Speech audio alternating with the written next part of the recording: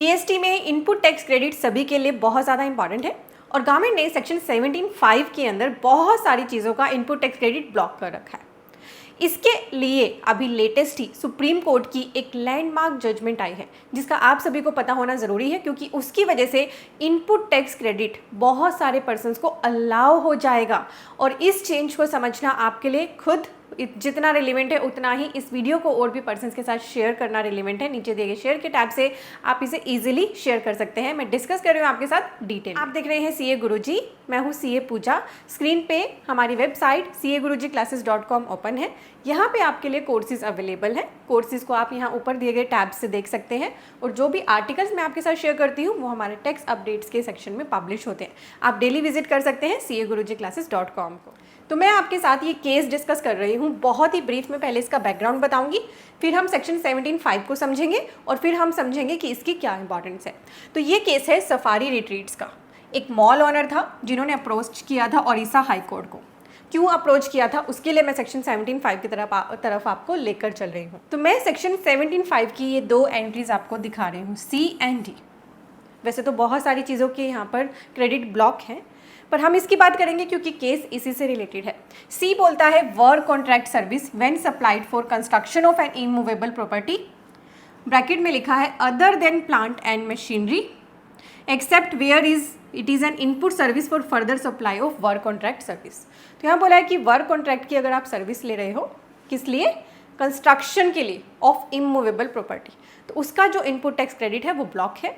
पर plant and machinery के case में ये क्रेडिट आपको अलाउ किया जाता है, या फिर आप फर्दर ये आपकी इनपुट है for further work contract service के लिए। देन गुड्स और सर्विस अगर आपको दोनों रिसीव हुई हैं by a taxable person for construction of an immovable property, तो अगर आप सिर्फ वर्क कॉन्ट्रैक्ट नहीं करा रहे पर गुड्स एंड सर्विसेज ले रहे हो कंस्ट्रक्शन ऑफ इमूवेबल प्रॉपर्टी के लिए, इसके भी ब्रैकेट में दिया है other than plant and machinery on his own account including when such goods और सर्विस और both are used in the course of furtherance और बिजनेस।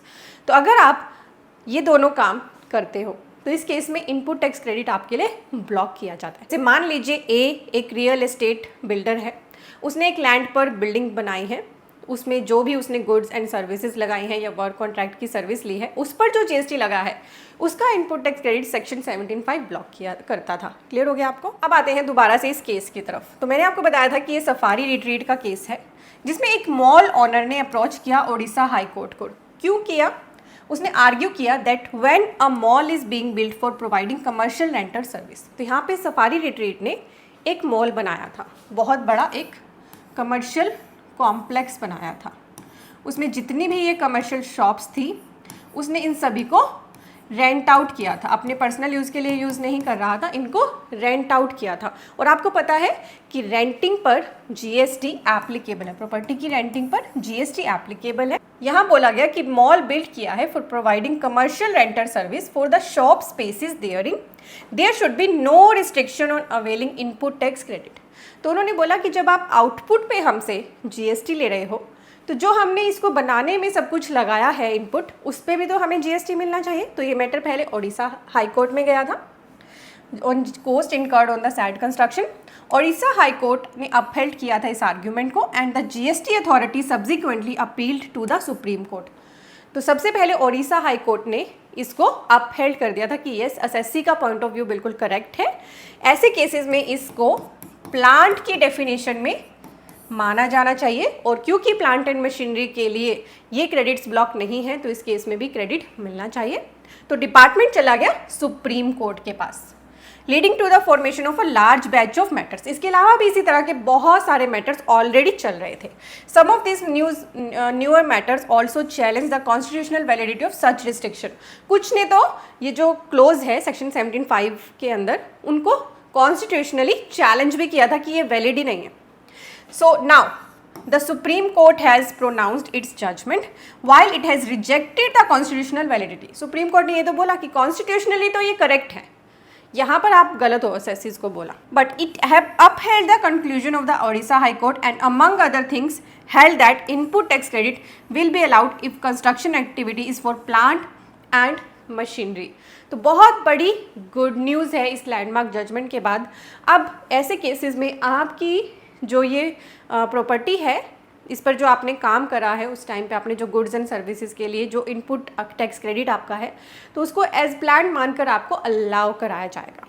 ठीक है, तो ये सुप्रीम कोर्ट की लैंडमार्क जजमेंट है वाइल डिटरमाइनिंग। अब बहुत इंपॉर्टेंट है कि इन चीज़ों को देखते हुए आपको ये देखना है कि वो मॉल है, होटल है, जेटी है, ब्रेक वाटर है, वेयर हाउस है, वो क्वालिफाई करते हैं as plant and machinery and will remain a factual question. तो अब अभी भी ये चीज़ जानना ज़रूरी है कि क्या ये प्लांट एंड मशीनरी के अंदर आ पाएंगे। ठीक है, और आप सभी को पता है कि जब भी कोई सुप्रीम कोर्ट की ऐसी लैंडमार्क जजमेंट आती है जिसके बेस पर कोई प्रोविज़न उसको चेंज करने की बात करी जाती है कि उसकी वजह से गवर्नमेंट को नुकसान हो रहा है, तो आपको पता है गवर्नमेंट कोई भी रेट्रोस्पेक्टिव अमेंडमेंट ले आती है। लॉ या प्रोविजन को ही रेट्रोस्पेक्टिवली बदल दिया जाता है। हो सकता है प्लांट एंड मशीनरी को ही एक्सक्लूसिवली वहाँ पर डिफाइन कर दिया जाए, ऐसा भी कुछ किया जा सकता है। बट सुप्रीम कोर्ट की ये जजमेंट, अगर आपके इससे केसेस, इस तरह के कोई केसेस पेंडिंग है तो आप अपने लिए यूज़ कर सकते हैं। आप इसको, मेरा जो ये आर्टिकल है इस जजमेंट के ऊपर, इसका लिंक डिस्क्रिप्शन और पिन कमेंट में, आप इसको आराम से पढ़ना। वैसे मैंने आपको सफारी रिट्रीट्स का केस ब्रीफ में बता दिया है कि उन्होंने जो बिल्डिंग बनाई थी, मॉल जो बनाया था, उसका पर्पस था कि उसको रेंट पर देना, कमर्शियल शॉप्स को रेंट पर देना।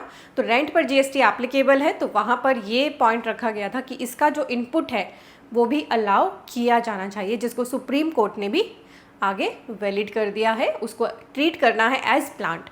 तो देखते हैं कि सुप्रीम कोर्ट की तो जजमेंट आएगी, आप इसको यूज़ कर सकते हैं। लेट्स सी अब गवर्नमेंट आगे इसके बेस पर अब क्या चेंजेस करती है। इंपॉर्टेंट वीडियोस हमारे चैनल पे लगातार आ रही है, मेक श्योर करें नीचे दिए गए सब्सक्राइब बटन पे प्रेस कर लें, यह आपके लिए बिल्कुल फ्री है। और इस वीडियो के नीचे शेयर का बटन है, आप और भी पर्सन के साथ ज़्यादा से ज़्यादा शेयर करें।